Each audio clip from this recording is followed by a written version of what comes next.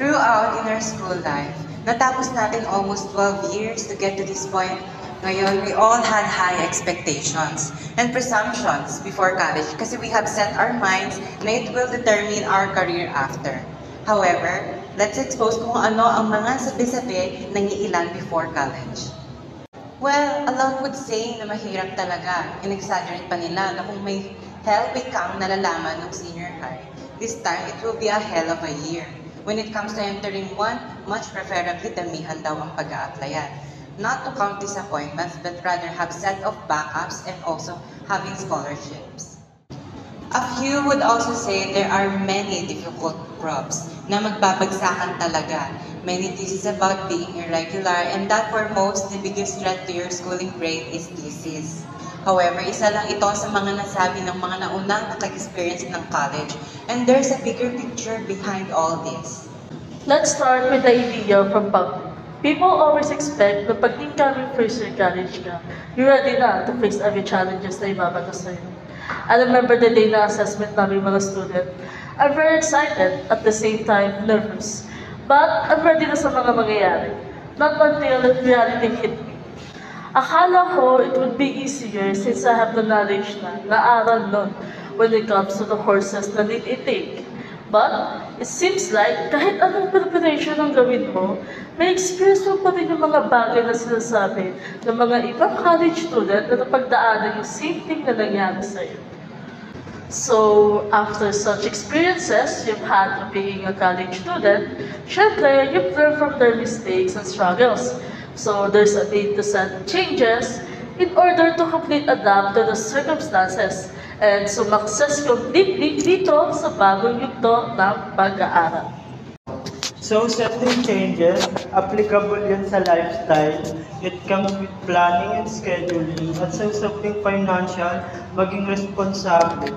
I always manage my money for expenses and try to save money regularly to fully commit for my future educational needs. So, being a college student, we needed to prioritize and keep time managed.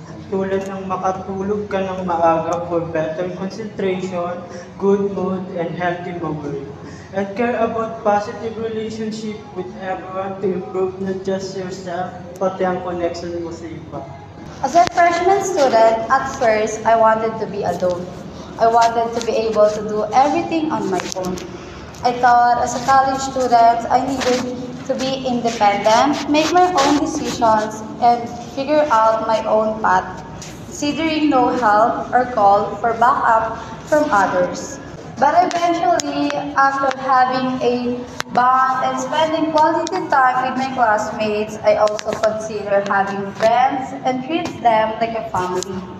With that, I no longer felt so overwhelmed. Instead, I felt like I needed them to help me overcome challenges. That same coach goes with a family then. While prioritizing studies, I also need to care about my family, business, and household chores. I admit balancing these two because this is important for overall well-being and can involve setting boundaries and organizing a proper schedule. I'll always make sure that family comes first kahit na may work or studies. This way, I can show my family that I care about them at dahil doon, they also cared about me and for that, para sa kanila ako bumabangon. It keeps me motivated towards my goals that I have yet to reach and realize. My family is one of my inspiration din to work hard and to never give up. Sa araw-araw kong ginagawa, kahit alam ko sa sarili ko na hindi ko na kaya, I think of my family to give me courage para magpatuloy. It's important na mag-set ng goals not only for yourself, para din sa mga mahal mo sa buhay. After going through struggles, setting goals become a powerful way to move forward sa lahat ng hirap, failures, or setbacks. Importante na mag-set ng goals to have a direction para magkaroon ng stable life, paraan din to para bumawi, mag-grow, and prove to ourselves na kaya na pa rin natin ma-achieve yung mga pangarap natin. Now, throughout this journey, you experience self-development, especially when dealing with common fears or constant challenges. When we learn to rely on ourselves confidently, we start to grow in many ways like gaining more confidence, becoming more resilient, understanding ourselves better, and learning from experiences. In college, self-confidence is often supported by practical habits like setting goals or managing time well, which help us stay positive and focused. As we mature, we begin to understand that setbacks, failures, and life changes are all valuable parts of growth, principally when we are in a supportive environment. As we go professionally, challenges build our persistence and strength. They push us to take on new roles and reach higher than we thought possible. In short, each one of it boosts our confidence. Time management is also a key. It helps us stay organized, reduce stress, and fully take advantage of opportunities. And as we speak about challenges, nothing really tests your persistence like the everyday grind. College? Oh, I majored in stress with a minor in emotional breakdowns. I used to think that pressure was just part of college starter pack, like sleepless nights, suicide recitations, quizzes, and projects. At some point, I wasn't leaving, I was just floating. I cried not because of a sad movie, hindi rin dahil sa breakup o sa charger na nawawala, but because of pressure. Bakit ko nga ba ito ginagawa? Bakit nga ba itong course na to yung pinili ko? Sometimes, you just need pressure to find your purpose. That's when I learned breakdown muna bago breakthrough.